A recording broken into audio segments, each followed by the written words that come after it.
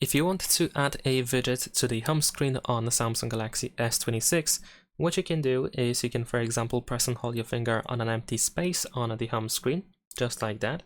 And then at the bottom, you can choose widgets. At the top, you will see some example widgets that you can use, but also if you scroll down, you should be able to find all apps that include some widgets. So let's say I'm gonna choose digital well-being in here. And if you want to add a widget, you can just simply press and hold your finger on that widget and then drop it anywhere you want it to be. There we go. And sometimes we can change size of these widgets by using these thicker white corners. There we go. That is pretty much it. Oh, and of course, there is one more way to actually add a widget. And you can, for example, press and hold your finger on an app, whether it is the home screen or app drawer. Once you see these additional options, you can find widgets button. This allows you to simply immediately see widgets that belong to that specific app, and the rest is pretty much the same. You can press and hold your finger and add the widget in here.